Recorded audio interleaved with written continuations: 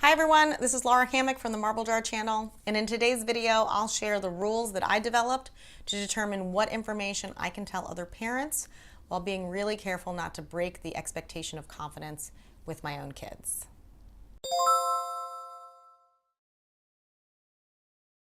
So I have teenagers and they are great kids, but they are teenagers, which means by definition that they push the boundaries of what is allowed, and so do their friends. So our code word for this is risky behavior. So this is an umbrella term that covers everything from breaking major rules to use of illicit substances to pushing sexual boundaries to straight up criminal behavior. So as much as I would like to shut all of this down with a never do this, I know this is not really realistic, and it would totally end any meaningful conversations that I might have with them about decision making and peer pressure. So I would like to stay engaged with them so that I can contribute to the conversation, even when it means hearing about stuff that I'd frankly rather not know about. Inevitably, I hear some stuff about other kids. Some are close friends, some just acquaintances, some they only know by name. Some things my kids have witnessed firsthand. Sometimes it's a product of the rumor mill. They don't tell me everything, obviously, just some things. So as a parent, what do I do with that information? I know a lot of the parents of these kids. Do I have an obligation to tell them about every little rumor that I hear? And what would that do to the trust that my kids have in me? So here are my rules. If I witness behavior firsthand, I smell pot on someone, I see a kid staggering drunk, I witness a bad choice, then that is fully my information and I can do with it whatever I want. Now I have to be careful, right? After all, I could have seen someone staggering, but if I didn't actually see them drinking, I can't be absolutely sure that they are drunk, right? So I have to be really careful not to draw conclusions. But that is my information to share as I see fit. Hey, I saw your daughter driving down Main Street at 1 a.m. last night. Thought you might like to know. That said, nosy busybodies often pay a price. So I have to be really careful to only give information to folks who I think might appreciate it. So I'd like to believe that I am someone who appreciates any new information and that I would not jump to defend my kid without knowing the full circumstances, but this is obviously not true of everyone.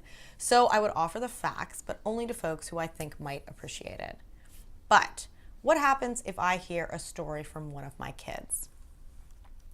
So I consider second-hand information not really mine to share. There are exceptions to this, of course. If I think someone's in danger, either they're a danger to themselves or to someone else, all bets are off. I'm willing to break confidences to protect someone's safety.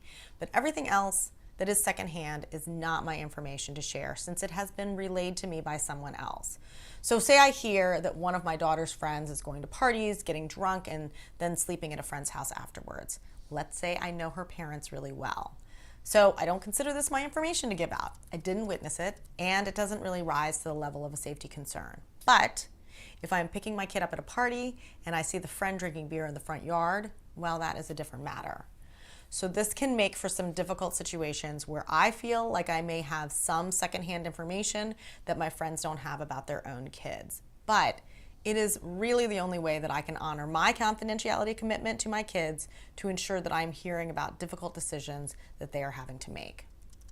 Okay, so what happens if one of my friends asks me a question point blank? So in my experience, parents who don't want to know what their kids are up to are just not going to seek that information out. They will rationalize the most bizarre behavior to have it conform to their narrative about their kid.